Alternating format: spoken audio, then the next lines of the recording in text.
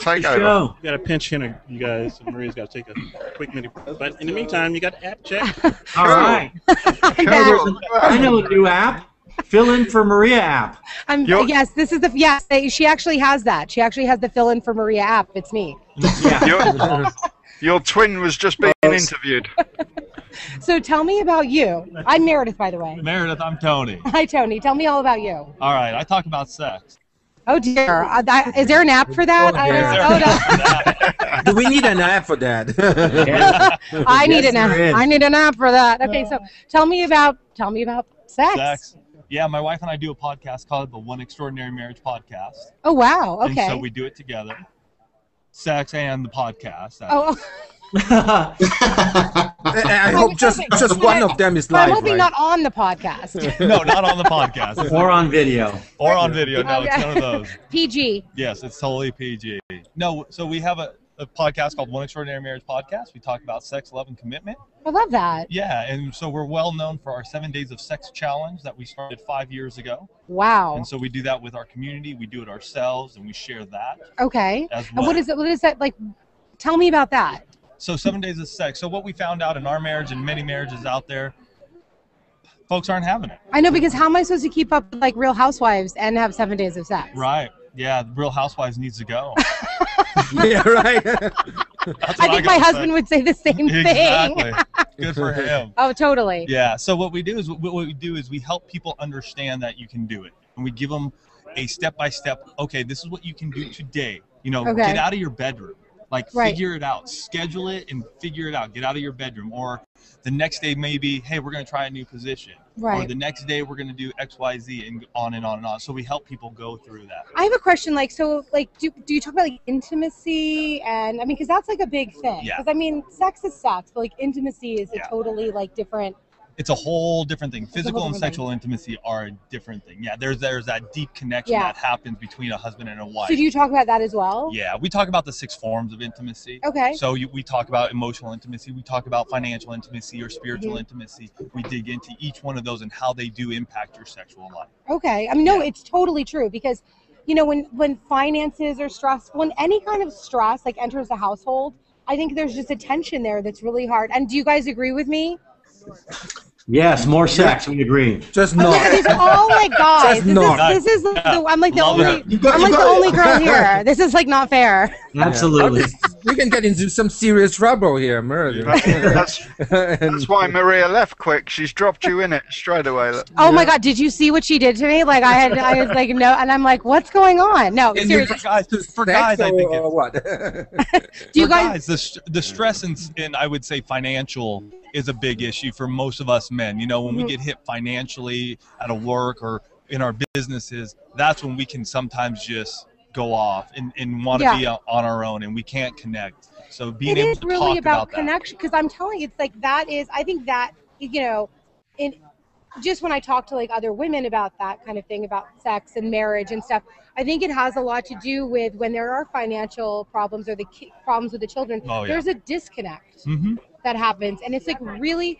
And you think, I've been married to this person for 10 years. We know each other better than anyone else. We're best friends, but why are we disconnected? Well, the biggest reason that we find is you are best friends. Right. But the problem is your communication, your emotional intimacy is surface.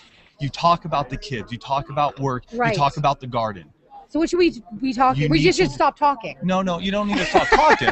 Because then it goes the other way. Then you don't have anything going on in marriage. That's interesting with you saying that, because from my point of view, there's something else as well which people don't do much when they talk a lot with each other, and that's laughing as well. And laughing is great at relieving stress, and like you were saying with the sex thing, and put laughter in there as well and everything, and then it becomes a bit more of a human process, and you find that you bond tighter and things are easily sorted out if you can laugh along with it as well. And you made a good point about you just can't talk about the kids. We got 4 kids, 7 all the way down to 2. Oh wow.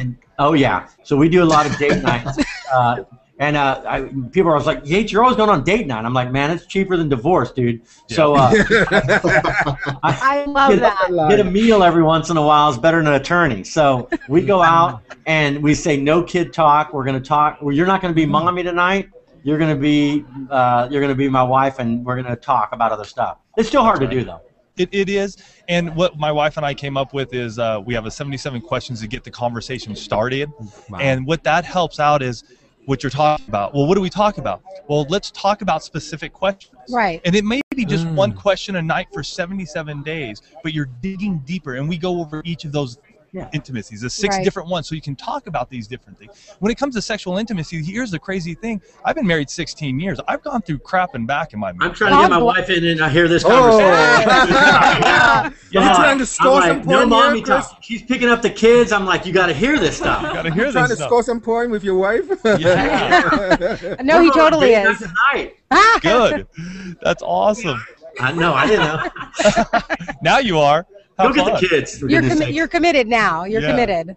Yeah, and so it's just like digging deeper and getting past some of these issues, especially when it comes to sexual intimacy. I hear it time and time again. People are going, well, I want to do this, but I don't know. Well, ask. Right. Ask. I mean, my wife and I have had questions that go all the way from, hey, how do you want me to touch you when it comes to just being around you, to foreplay, to oral sex? Right. What do we like? What don't we like? And yeah, it gets uncomfortable. You know, your hands, guys, sometimes many of you, hands are sweaty, your sort of heart's beating, you're like, I'm uncomfortable right now. You know? Yeah.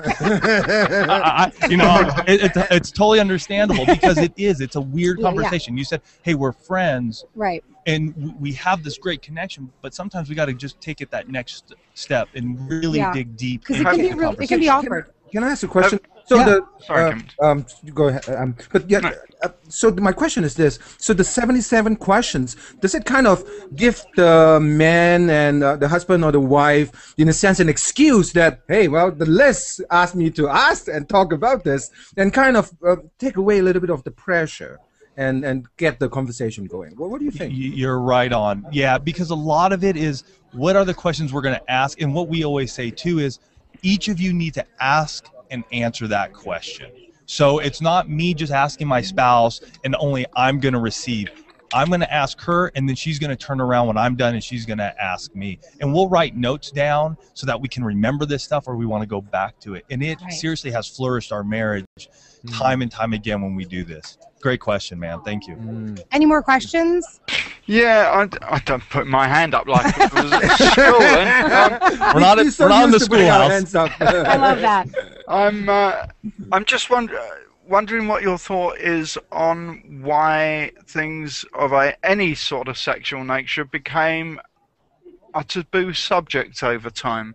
Because people just don't feel comfortable talking about it or mentioning it or anything. Anybody that alludes towards it, people are like, ooh, and then they're off again. And I just wondered why that is, when it's something natural and it's a human thing. Yeah, it's a taboo subject, and it's a way we're brought up. Many of us are brought up never to talk about it. It's bad. It's not good. And so we internalize this. And so as we become adults and all of a sudden we get married, we're pushed into this. Some people have never had sex before they got married. Some have had sex. They feel bad that they had sex before marriage, whatever it may be. But we bring all this baggage into our marriage. And it's being able to work through that with our spouse. That's where taboo comes in. And one thing is media. Media over-sensualizes the whole thing. Everybody that I talk to think it's supposed to be this wonderful, amazing thing every single time. Guess what? It isn't. It isn't, man. There are times with my wife, we just do a quickie, and it's like, hey, we want to get to this, and we know we got other things on our plate, but we got a commitment to each other. So we're going to get the quickie, and we're rolling. Any more questions before we wrap up? I think that's a good one to finish on. That's a good ender right there. All right. Yeah, right. Well, thank you so much for coming by, and I'm glad I could sit in with you. This was a really interesting conversation. It's on the quickie. Yeah, thanks a lot, guys. Take care. Thanks a lot. Have fun. Thanks. Oh, for fish.